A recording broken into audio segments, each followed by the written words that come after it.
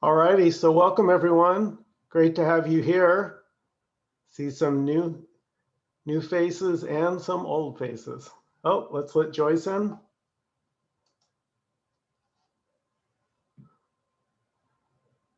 It's like the old gang is back. So for those of you watching on video, we have several people here that used to meet behind me, and it's been a year since some of them have seen each other. So we're having quite the reunion right before we started the video. Yeah, Tracy, Joyce.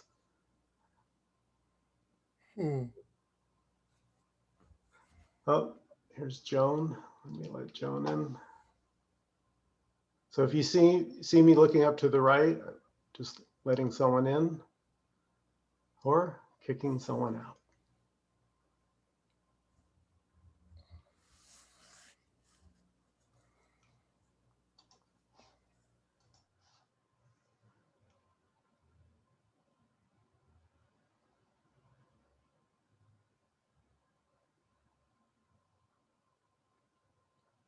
So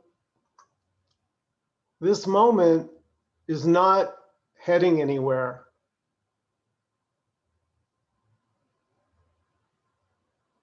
This moment is not in the process of becoming.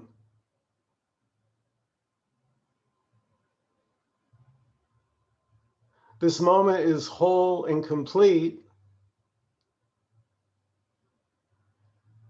as it is. Nothing's lacking until I say it is.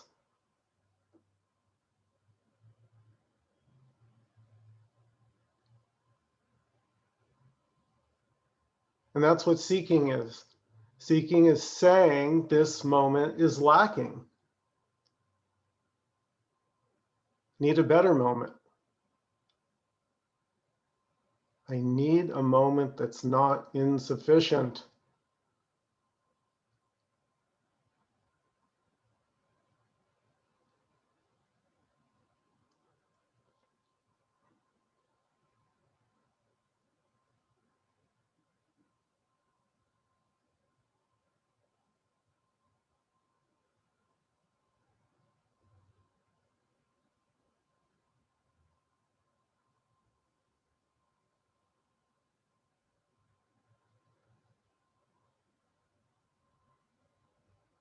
But everything's allowed. So even the seeking, if there's a sense of a me there, no problem. It's just what's happening.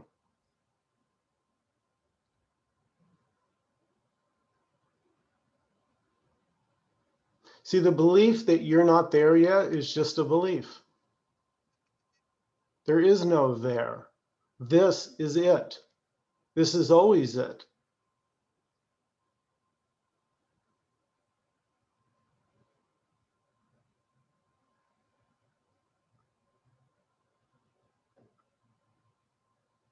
Oh, but it doesn't match my picture. This doesn't match my picture of what I say needs to happen for me to feel whole. And it never will. This will never match your picture. Has it ever? And even if it matched your picture, did it last long?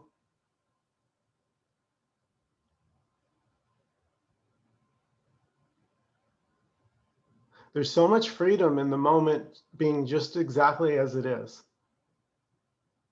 Everything, warts and all, the pain and the pleasure, all of it.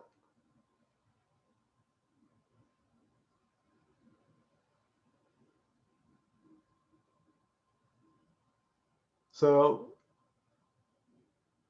if this is already whole and complete, then the me is out of a job.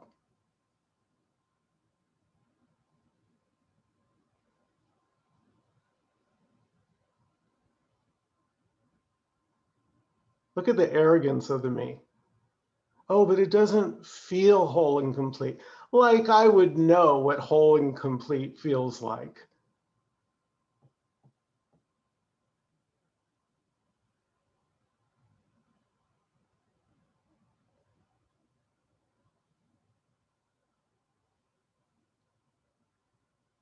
So there's nothing wrong with seeking, but it is painful. Very painful. Because it's a constant rejection of the only thing that is.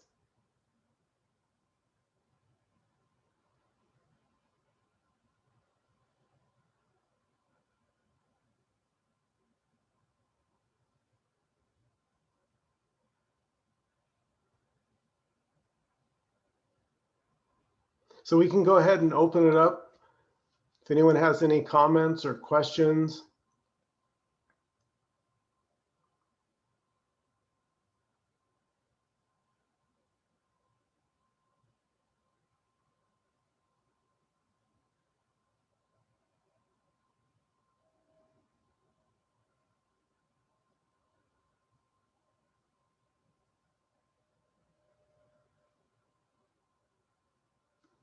Oh, there's Ron.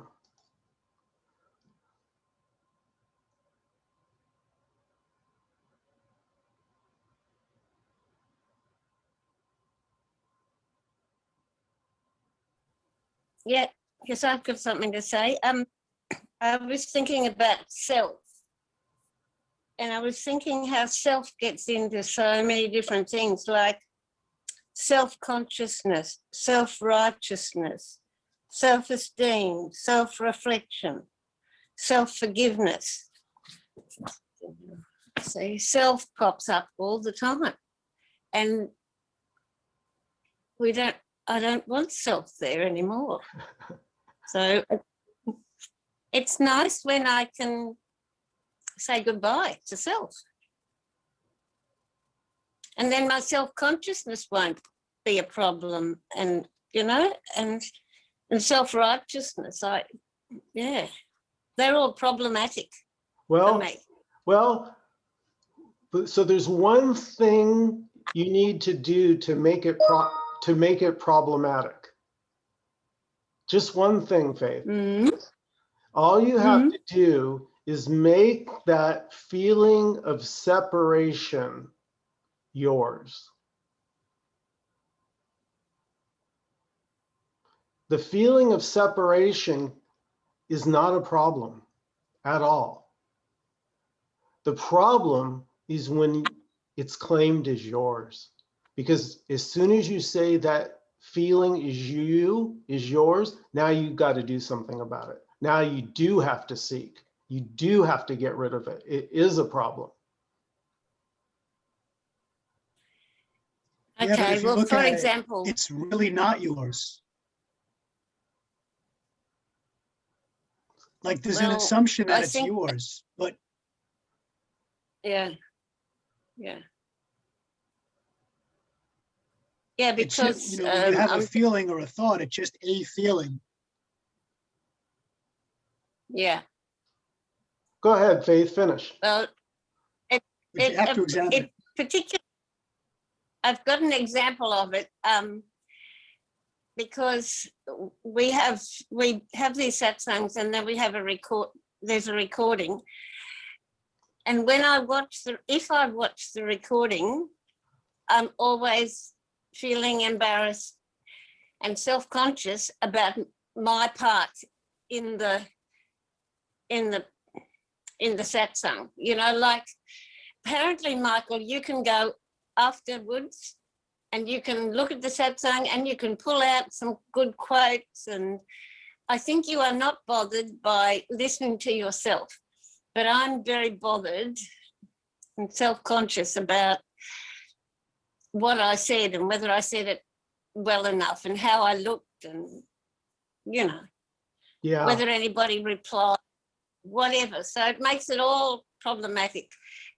And I thought somehow the self is all tied up in that, isn't it? Mm. Yeah, that's the burden of thinking that you're a me, because it doesn't come empty-handed. You now are not satisfied. You don't like the way, and now you feel bad about it. Yeah. Yeah. So the me is just never, there's no rest for the weary. The me is constantly right? We're second guessing ourselves. If you're a me, you don't know if you did it just right. You just have to try your best and hope. And that's what the me's doing. It's like shooting blind because it doesn't exist. This whole thing about being a separate me is the illusion. Think about the me. I really want to convey this. Think about the me as a synonym for separation. So to say that there's a me who has a life is saying there's something separate from life. And that's what I'm pointing at. That sense of separation is just a sense of separation. It's not anything more than that. And to say it's you, well, you would have to know that. How would you know that that sense of separation is you?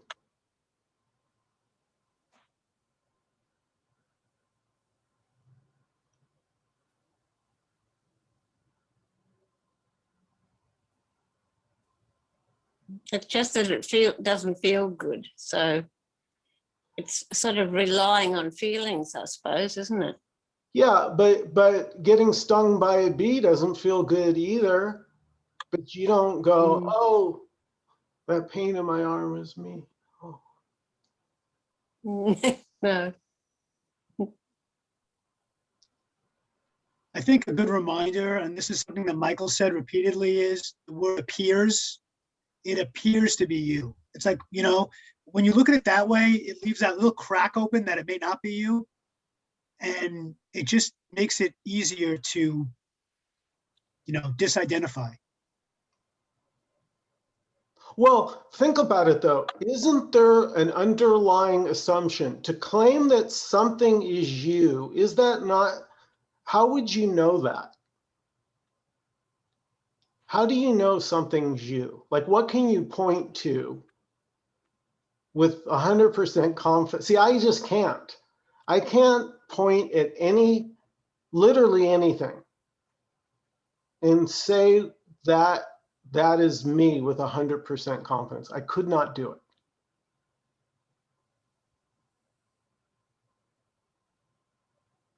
So I don't know what I am. I'm just not saying that that separate sense of feeling is me. I just,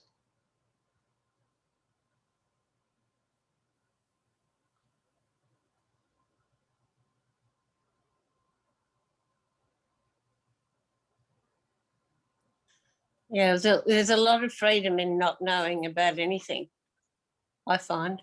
yeah. Well, that was my quote, Faith, about death. Isn't death complete, Yeah. complete unknowing? Yeah. You don't know anything. I mean, think about deep sleep. Total absence of anything. And it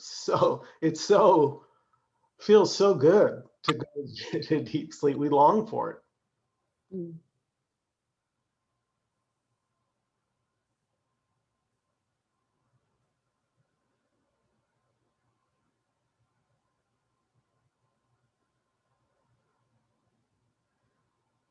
Michael, Yeah, hi, Ron.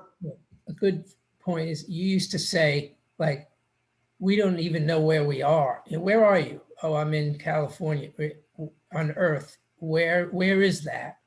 And our minds, it's not possible to know where we are. We have no idea where we are because it's in whatever. So we can't even grasp it. So if we don't even know where we are, how the hell do we know who we are? If we don't know where we are, sort of. Yeah. Perspective. But here's the beauty, Ron. For everything to be as it is, you don't need to know what anything is. Everything still works. Like, look, I don't need to know. You could just drink water. Look, it just happens. The me is so relying on thinking it has to know a strategy for every moment. It's horrible. There's no freedom in that. So what? God, do you know, like Tim Bliss talks about the freedom to say what's on your mind. I have to concur, because now I find myself handling emails and my correspondence with people. It's so effortless because there's just no filter. It's just something spontaneously just has a feel and seems to hit the note. And the me is trying to hit the note. You know the difference between a musician who's in the zone? Oh, here we go, Alan. The musician who's in the groove, the athlete, versus trying to think of, how could you play the guitar and try and think? You can't. So, but that's what we're doing as people. We're constantly thinking about, rather than just being. And so that's why I said at the beginning, oh, let me let Matt in. Another Aussie in the house. Faith has some backup. That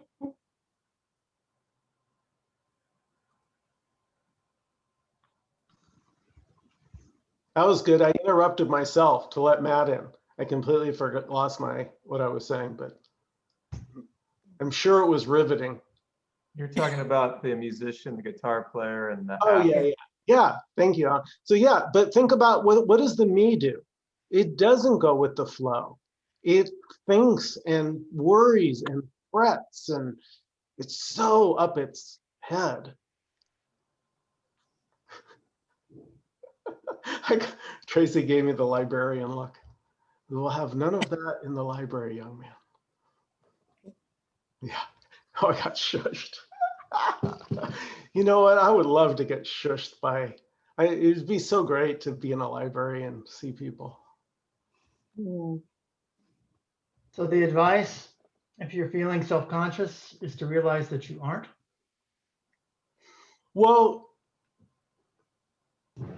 I don't know, can you find someone there who's self-conscious? Can you actually find an entity, or is it just a feeling? Feeling.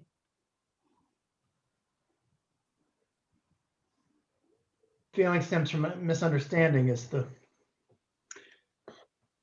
what you're positing.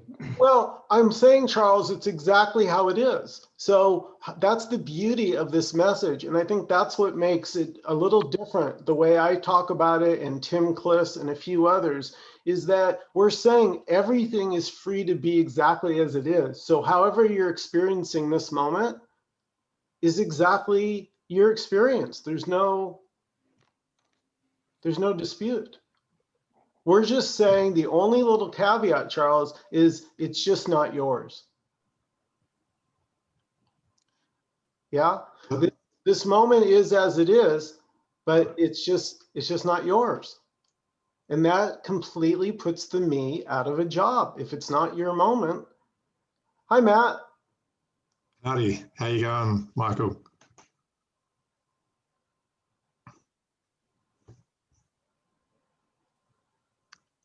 Just want to add to that. So I feel like a big part of this whole self-conscious, and even, I can't remember the title, but I liked it, dropping the ownership, is I think it's the perpetuating belief that the self exists, and to be able to like gradually see through that and tear it down, and then have so the world is the same, but the realization is the thing that's different. So you're no longer walking or living out from a place of this artificial or sense of self, which is a belief structure. You're now just seeing through it. So the world stays the same, but you respond to it different. Well, that's sort of what I was thinking about, my 2 cents. Yeah, no, that's really nice. The only little caveat I'd add is it's actually the opposite. It's before there was a you responding to life, and now it's seen there is no you to respond. Yeah. So I'll tell you the beauty of it, you guys, is there's just your natural human response. However, is very honest. It's very authentic. Because there's no me going, oh God, I can't say that. We're so humans. We have so many, look at all the rules and laws and people getting offended and more rules to stop those. Oh, it's, you know what it reminds me of is tying ourselves in knots, right? It's like we tie ourselves in knots. We build our own prison of rules, and then we try and live with it. And then we try and point a finger at those that aren't following our made up rules. And that's sort of what the society is making up our own rules and then catching each other, because that's all a me can do, right? If I don't blame you, then I have to blame me, and right? And so the me is not going to blame itself as its first pick. I would rather blame you or the government or God or the world, something. And there's your separation. There's a me in a world or something else that it's blaming. That's two. You're in the story. And as we say here, there's no freedom in story. Yeah, but even if you're blaming yourself, you've separated, haven't you? Well, again, there is no separation ever. There never has been. So that's really, I'm not just being a stickler. It's really, that's sort of the linchpin. Because the me will have you convinced that, well, there is separation, but maybe it'll go away, like for some of these teachers. And that's not what we're saying. We're saying there never was actual separation. We're not denying that it felt like it around 18 months, that if I were to tell a story, that as babies, we all became aware of something other than us. Usually it was mama. And part of it is language, because you were told, baby, mama, baby, mama. And eventually it clicked. Oh, when she says baby, she means me.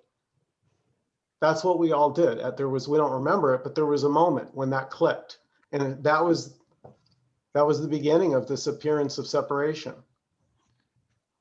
So how do you make it unclick? Oh, that is the $1 million question. Jump.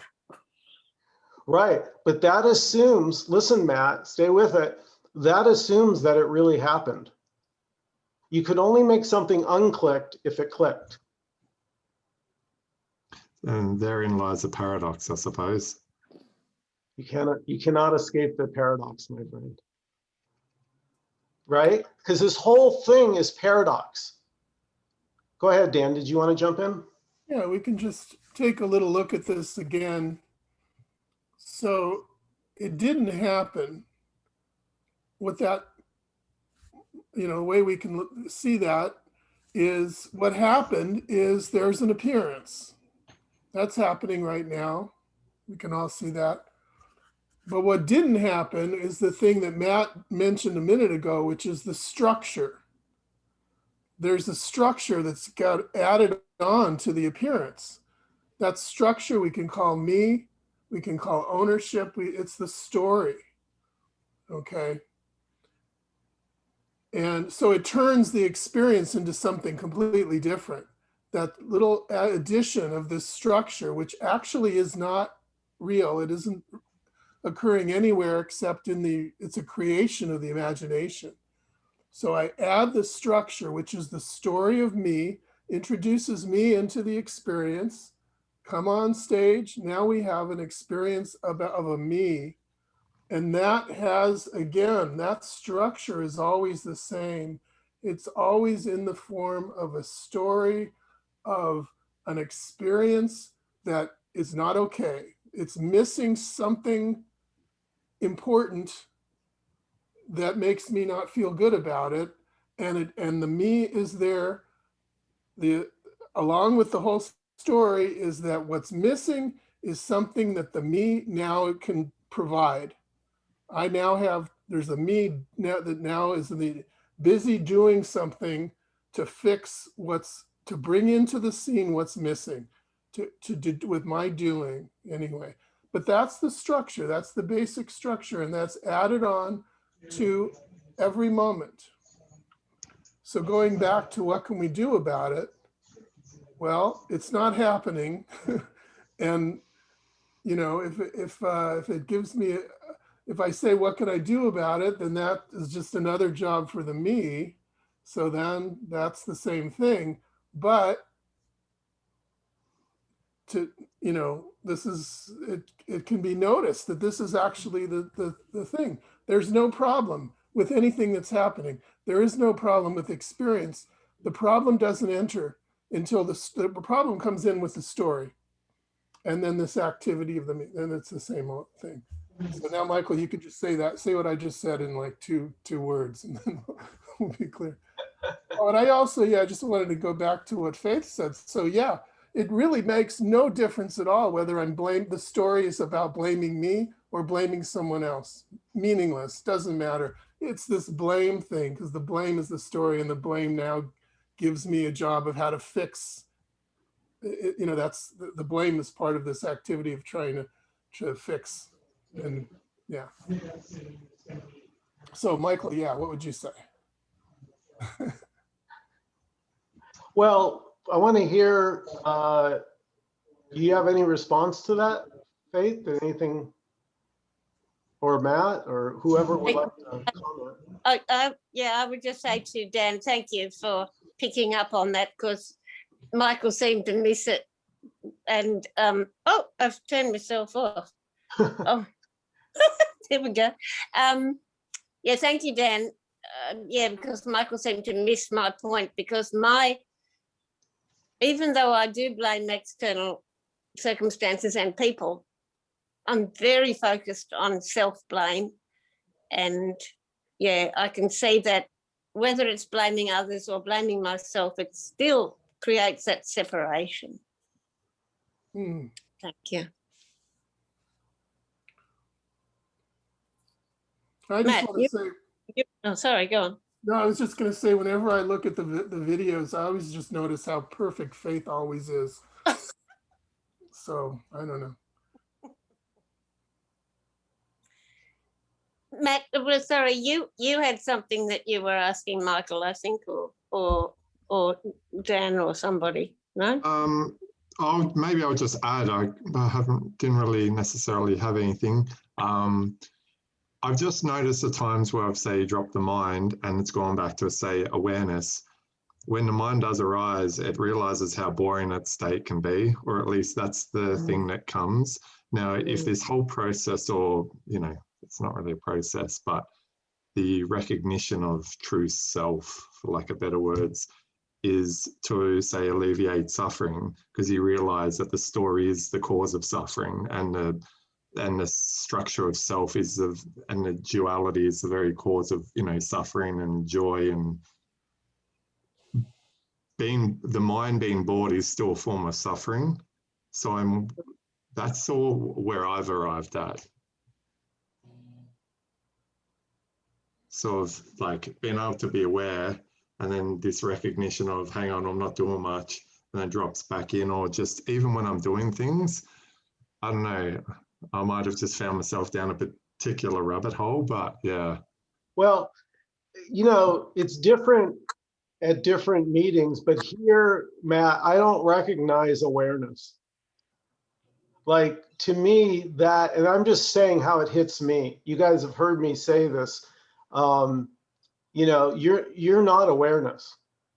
That's just another object, because if you're awareness, then awareness is aware of objects. So you're back in duality as far as I'm concerned. I know that I'm awareness, and then this awareness knows objects. It's way too much for me.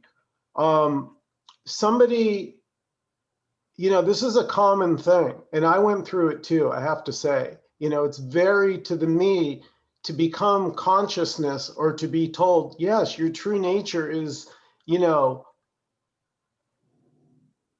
no. That just, because now I'm going to try and connect with that. That's what I did. Like, oh, I'm consciousness. Okay, I got to lose the Michael and I got to merge. You know, you're going to have to find this out for yourself. But for me, that was another hamster wheel. Yeah, well, it's all the same hamster wheel, but just to say a little something about boredom. So again, if I'm bored, it's not because there's anything in my experience that's boring, right? Experience is not boring. Like, You know, animals, dogs and cats, they may not do much, but they don't really get bored because they don't have the boredom comes from this me, the me energy is already there, and it's used to the me energy, the me thing is already unhappy with what, you know, just sitting here, it's already not okay. Okay. So the boredom is, well, gee, there isn't anything that's distracting me from my not okayness. So I start to feel bored, right? There isn't anything occupying me that is taking my attention away from the fact that I'm just this me here feeling, you know, not enough and insufficient and unsatisfactory. So boredom is really just evidence of the me. Mm. And it's not anything to do with experience, because experience, what is just what it is. It's not boring and it's not exciting. It's just inherently okay, you know, full, right? Full, empty, full. Right. Boredom, think about it. If I'm a me and I'm miserable, then I could be doing something. So boredom is not acceptable, right? Because I could be doing something to get out of this mess of feeling not whole. But without you to be bored, there's just what's arising. And by the way, if boredom arises, so what? Who cares? What's wrong with boredom? Nothing is wrong with boredom until I say it is. Tracy? Yeah, about boredom. I think that the ego really fears boredom, because if the ego says, this isn't good, because if you're bored, you need to get up and do something, because the risk is if you don't, you might get contemplative. You might meditate. You might raise your consciousness. Yeah. The ultimate goal of all of that on the spiritual path is eventually to merge with the infinite, which is the ultimate death for the ego. And I was actually in a Bhagavad Gita class a couple of weeks ago, and one of my colleagues there said, we were talking about this, and he said, you know, I am not ready to merge with the infinite. Therefore, I'm going to stay here and keep doing stuff. Because if you keep doing stuff here in the material world, you really don't have to worry about merging with the infinite anytime soon, because your consciousness is not at that level. So that's so it's another attempt on the part of the ego to keep all of us, whatever that is, stuck here in the material, separate from any thoughts of anything greater. So to me, again, the ego likes to keep us in fear, and that keeps us doing instead of being.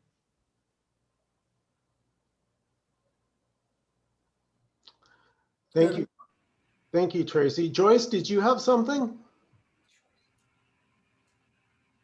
No? Oh, we've kind of moved past that part. I just I'll make it brief. I had an experience recently where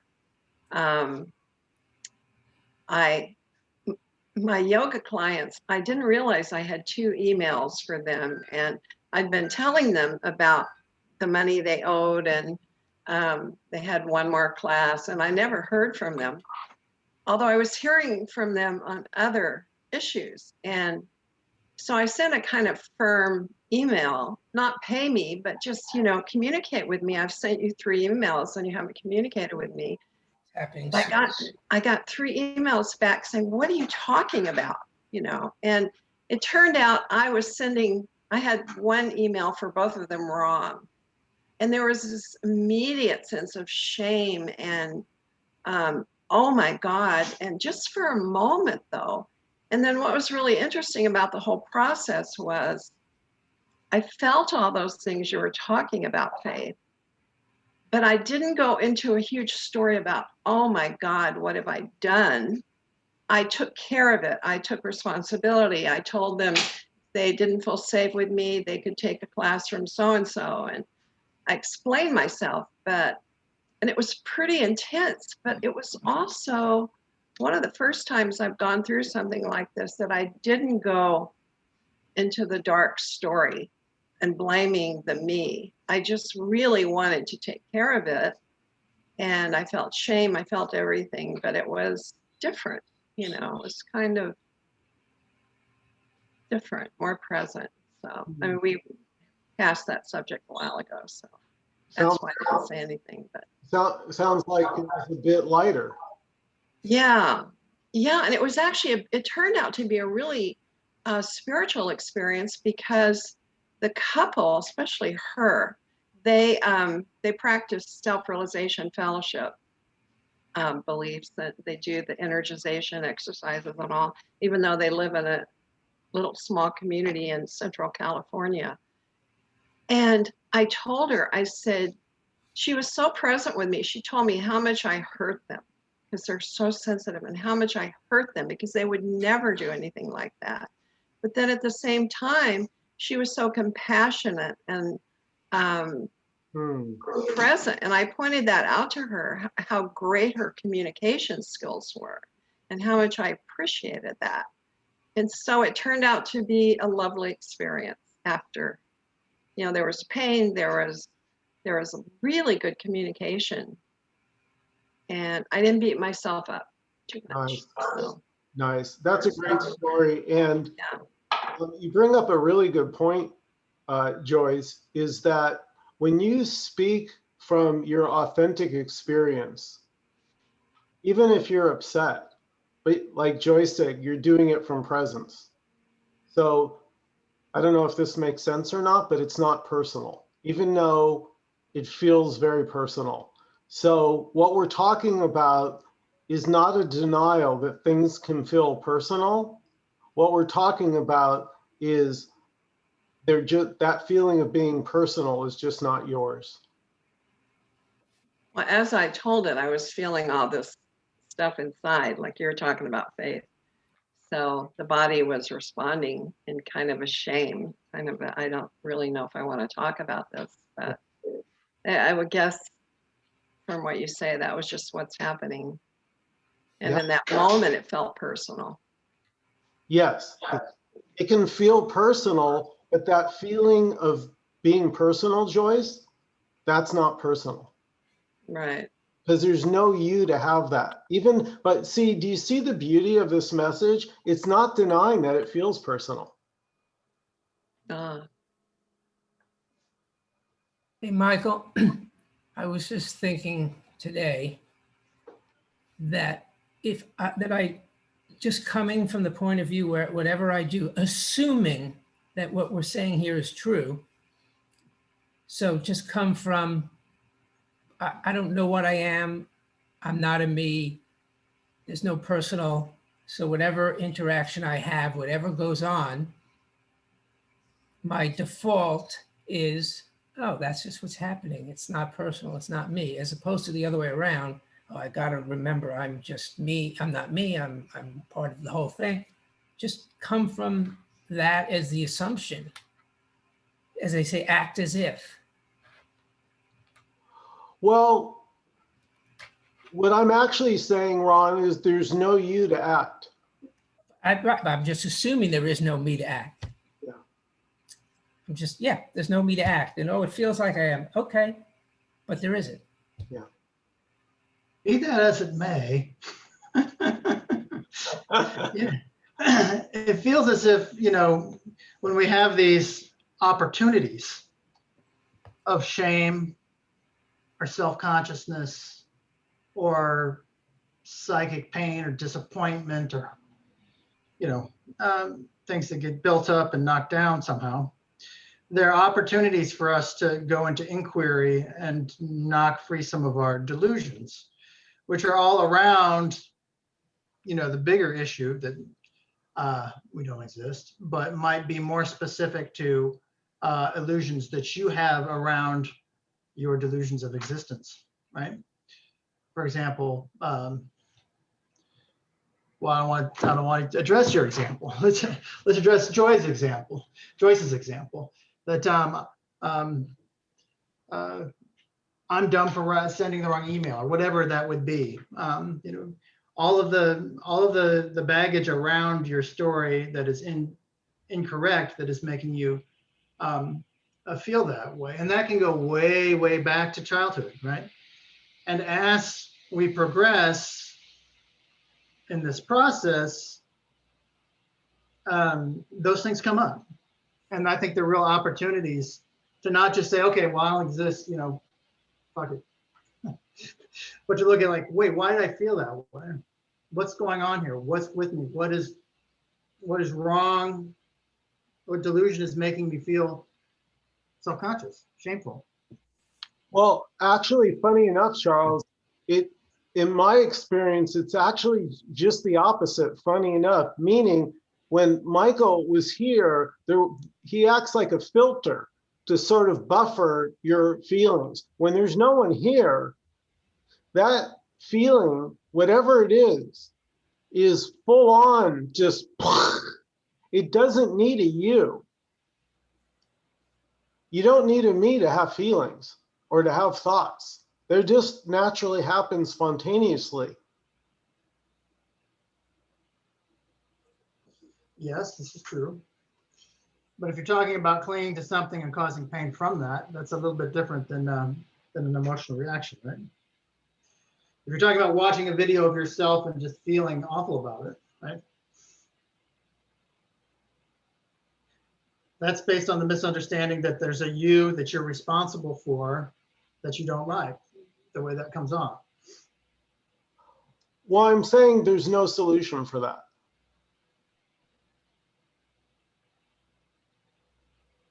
So the message is everything is as it is. So this moment is as it is.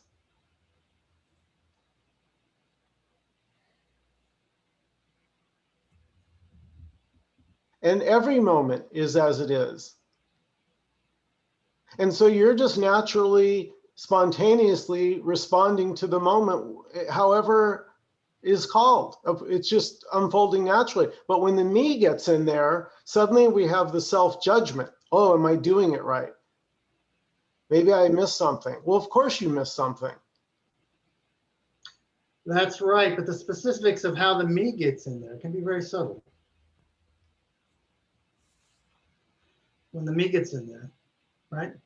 How does the me get in there? Which aspect of this me that I've built up over 50 or whatever years? Well, we have to go to your partner in crime. Dan, what do you have to say about all this? I don't know how I got sucked into this, you know, but I mean, I think everything Charles is saying makes total sense to me. So, I mean, that's just part of, you know, the creative part of life. But yes, the me story is not just, I mean, we all have our me story, you know, aspects of it built into our bodies and built into our cells, you know, in the form of these unresolved, you know, traumas, basically. Yeah, which is why, yes. So there's an opportunity when it gets triggered, like I send an email and I screw up and I start to feel all kinds of emotions. Well, that's because there's a bunch of stuff inside me that is still there, you know, needing to be felt, basically, right? When we have needing to be processed, let's say. And, but it's also defended. That's why it's still there as trauma. When it's not defended, when it's met, as we say, and felt and you know, openly met, let's, you know, then it gets worked through and it's gone. And then the next time I send an email, I may have a tinge of something, but I won't go through a whole cycle of feeling shame and a whole story, because that's motive, you know, that the energy from that is coming from all these unprocessed feelings inside. So yeah, I think this is just part of life. It really kind of to me, it's similar. It's one with, I'm just thinking about, if we have something physically wrong with me, let's say I've got cancer and there's, well, okay, I'm going to deal with that. And I'm going to do things to make that cancer, work that through the body in a healthy way and heal. So, I mean, this is just part of the human, the fact that we are human, we have bodies, we have emotions, we have feelings.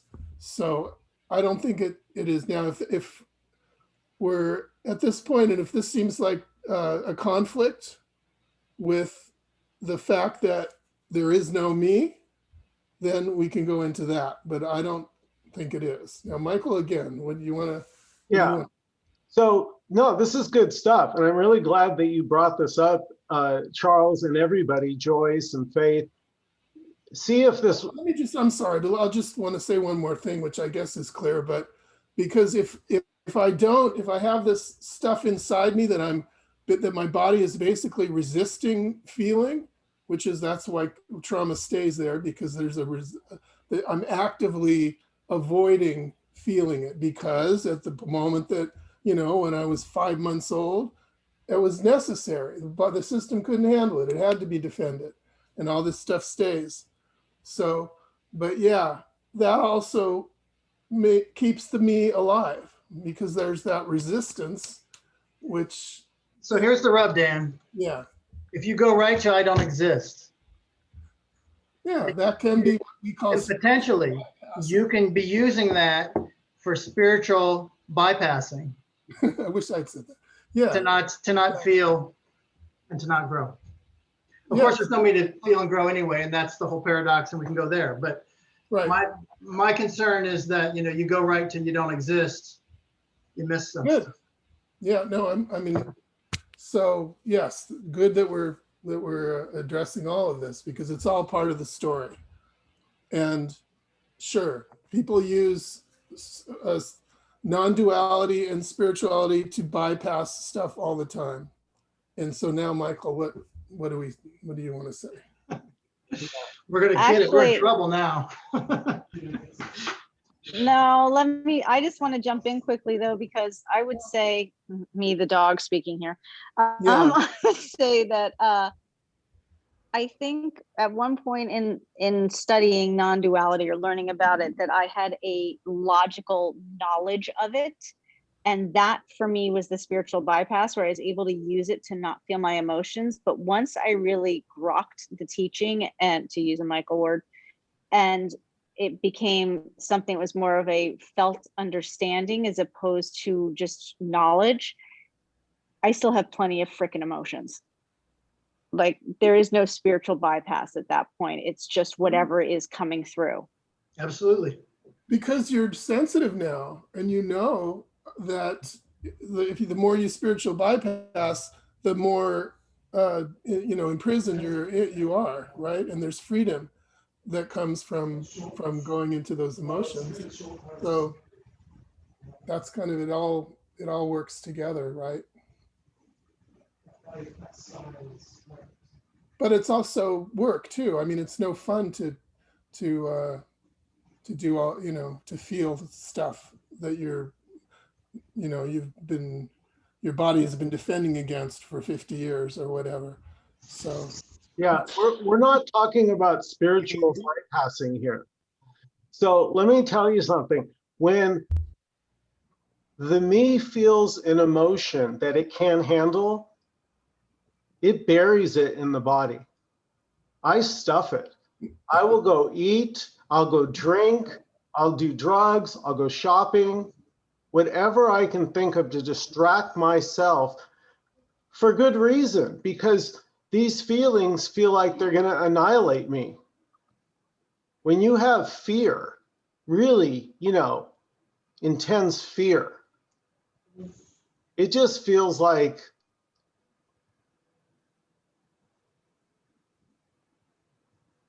but without you there trying to block the fear, trying to block the emotion, then Charles, what I'm speaking of, then you're actually present to be with the emotion that you've been avoiding.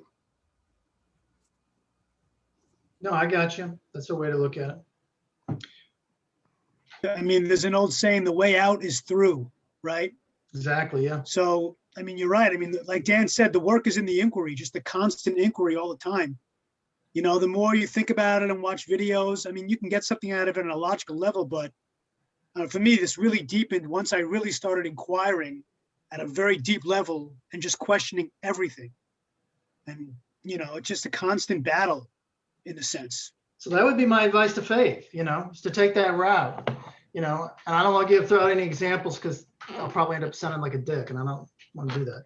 But, you know, I mean, why specifically the specific things that you were thinking, tear them apart, rip them apart, because I'm pretty sure, you know, there's no there. I mean, I'm not to invalidate your experience, but it's an opportunity to start to shed that stuff.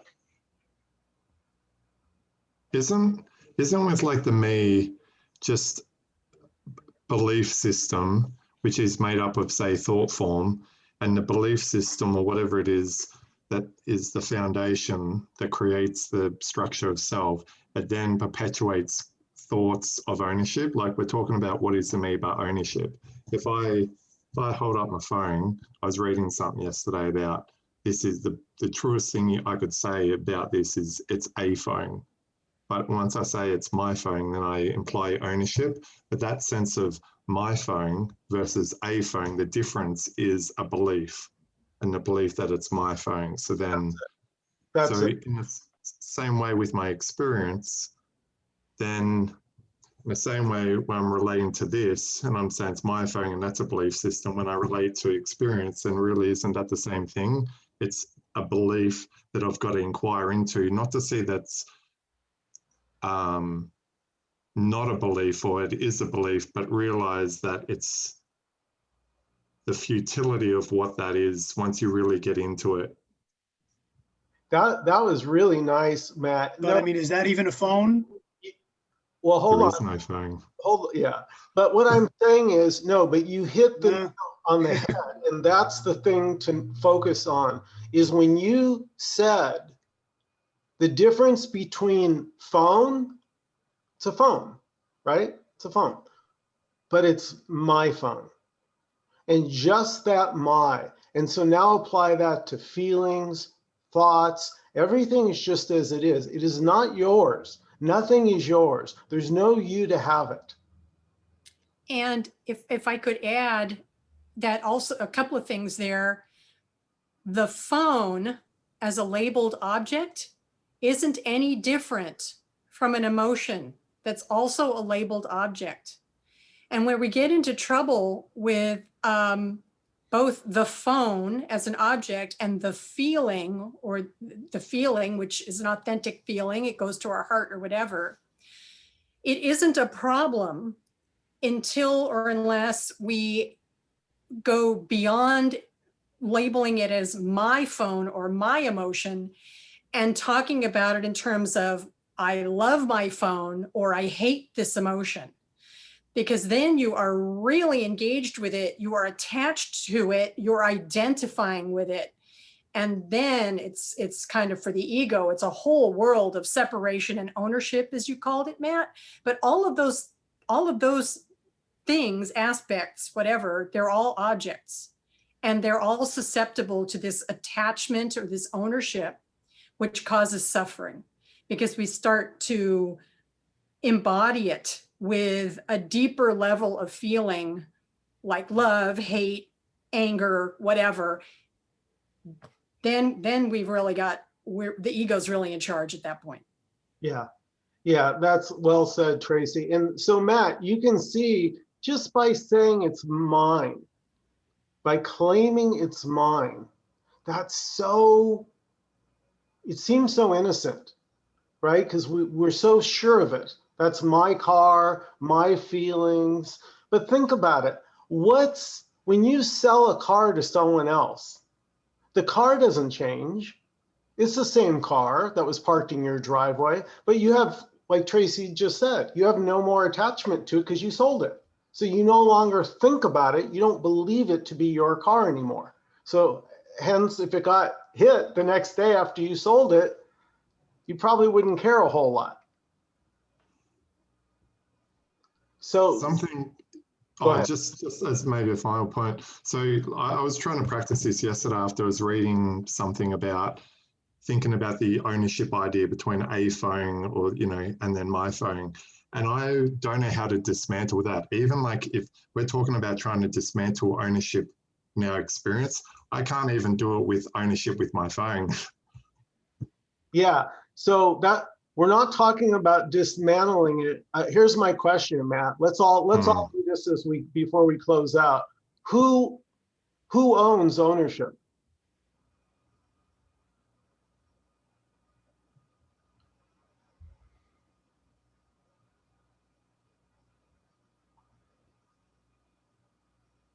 That's a story.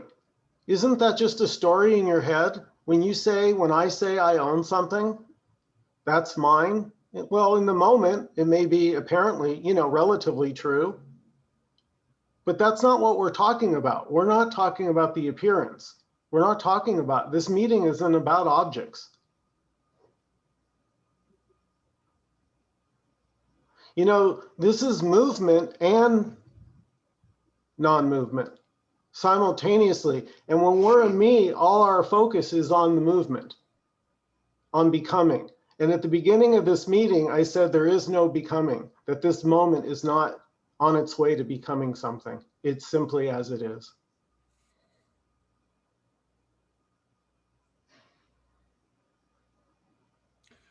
And the other way around, if it's becoming something, that means it's becoming something in my story, which means it's already dissociated from reality.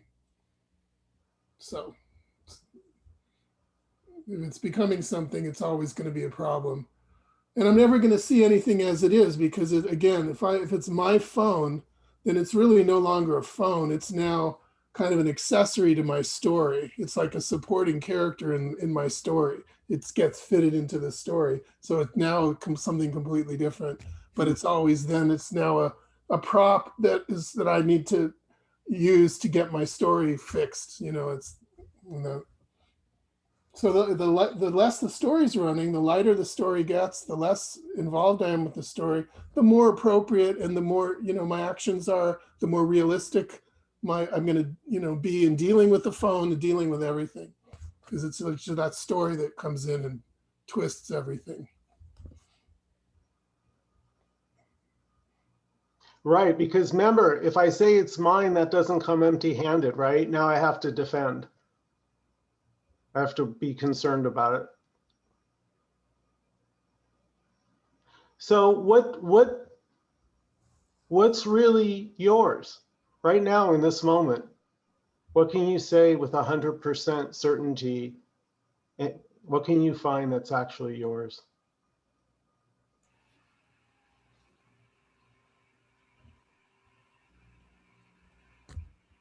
Like I was looking at my hand and I was going, that's not me.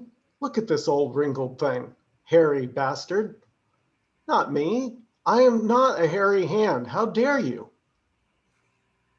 So you can do that with your body. If you think you're your body, take a good, hard, long look at it. Yeah, that's right. Get naked, get in front of the mirror, and I dare you to stare in front of that mirror and with a straight face claim that that's you. You're not your body. I'm not saying I know how any of this happens. I have no answers. It's a paradox.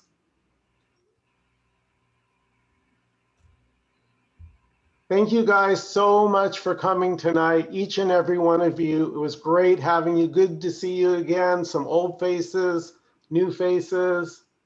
And I'll try and get this up on YouTube in the next 24 to 48 hours. Thank you, everybody. Thanks, Thank you, Michael. guys. Thanks, everybody. Thanks, everyone. Nice Thanks, to see Michael. you, Cheers, Tracy. mate.